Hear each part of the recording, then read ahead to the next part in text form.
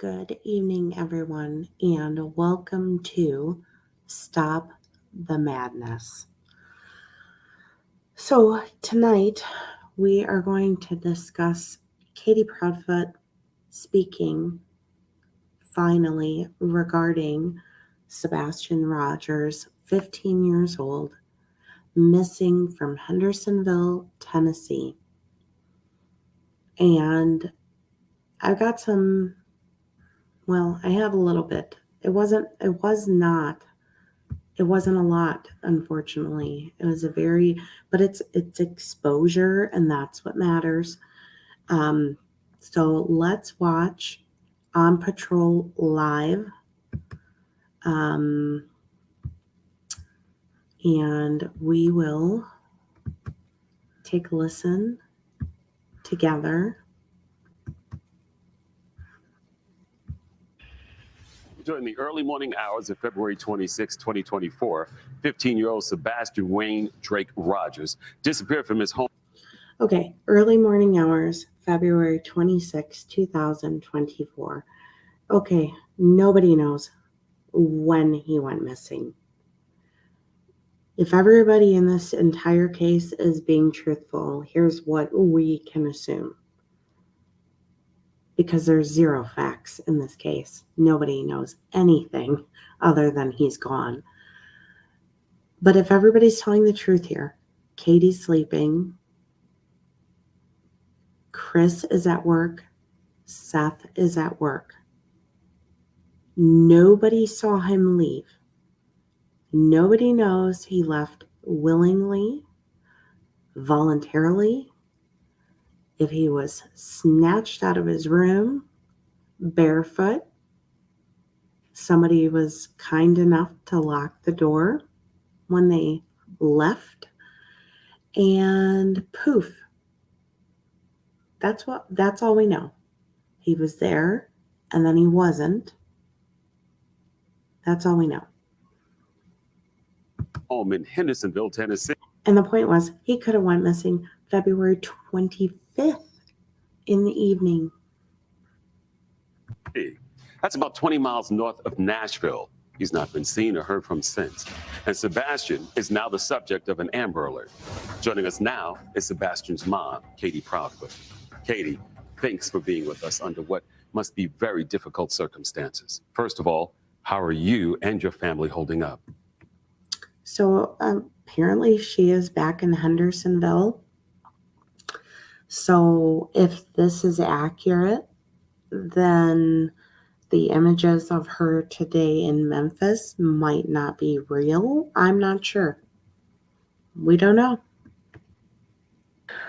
I would say that this isn't a tragedy that we would wish anyone to ever experience. We're keeping our faith, and we're praying every day that we're going to find Sebastian. What's the latest on the search? So law enforcement is exploring any and all possibilities. They're communicating daily with us about updates and the statuses. We have faith that all the law enforcement agencies involved are doing everything that they can, and we're going to find Sebastian and bring him home. We know the most important thing right now is to get the word out about Sebastian. What would you like our viewers to know about your son? Sebastian, he is high-functioning autistic. He loves animals. He loves video games. He loves fishing. You're so goofy.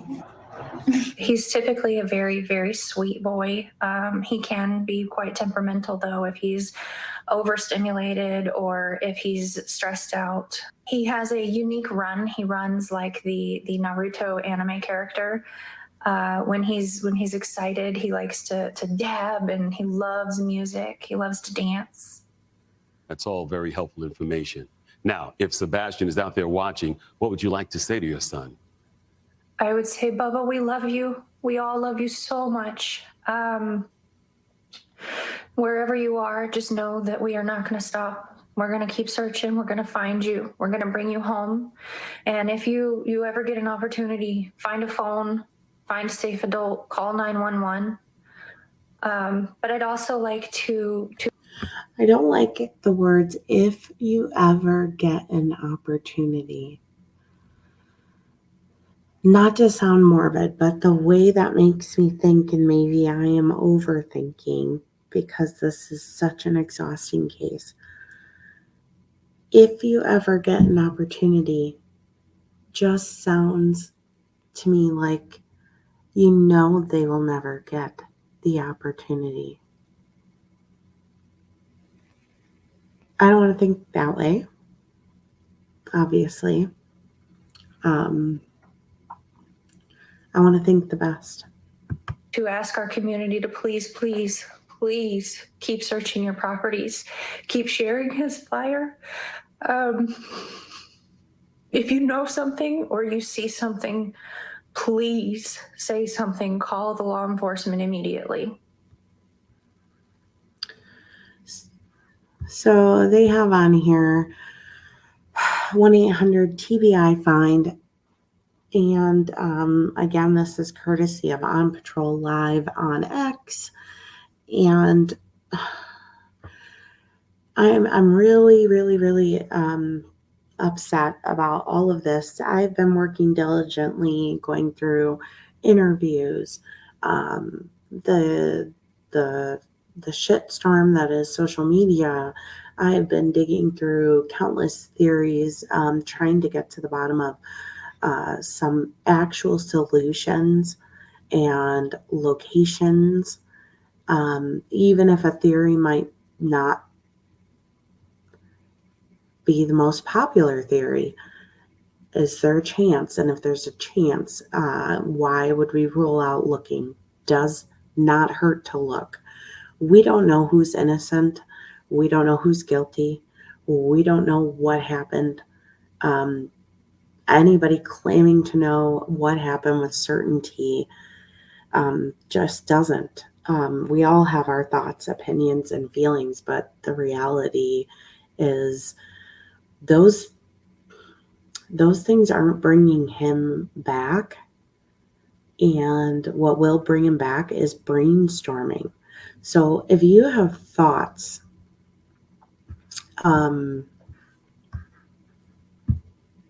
thoughts on where he might be, what route he could have taken if he was on his own on foot. Maybe you live in the neighborhood. Maybe you live in the area. Maybe you're familiar with Tennessee. Maybe you're familiar with the path between Hendersonville and we've heard about Gallatin.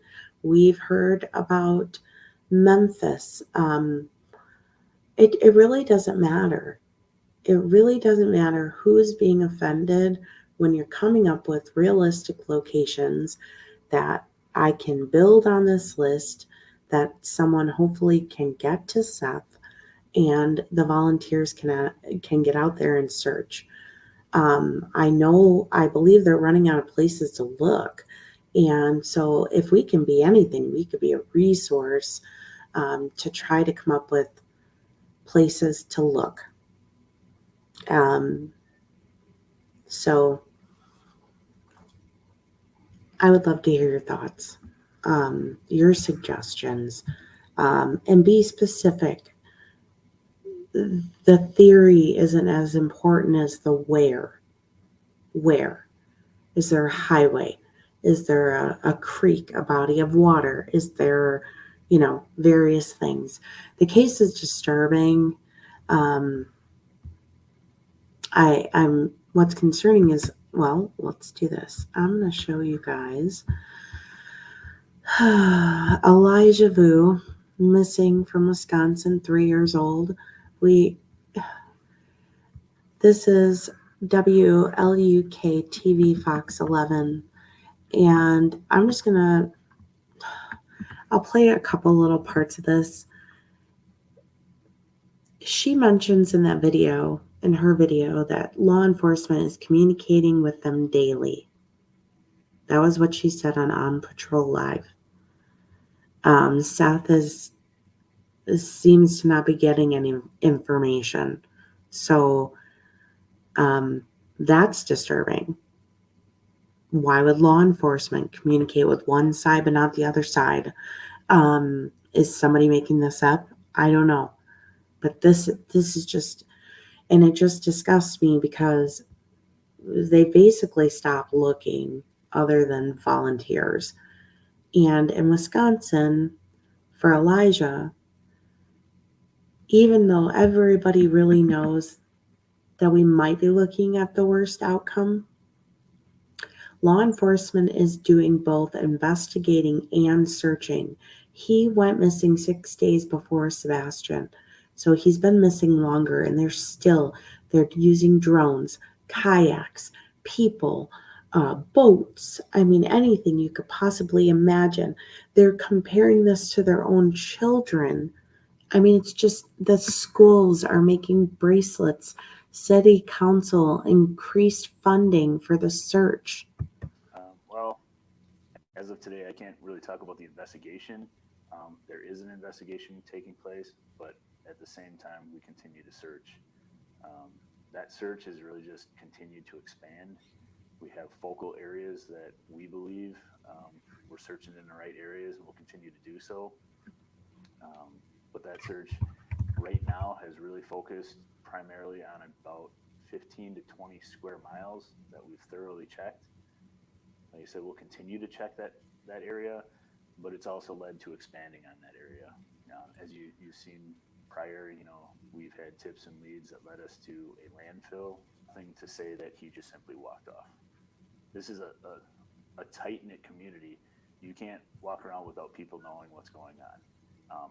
A young boy such as Elijah would be reported very quickly. So how frustrating is that? So I'm not going to play the whole thing, but I encourage you to take a look. WLUK TV, Fox 11, Elijah View search update. They're working diligently every day, all these days later.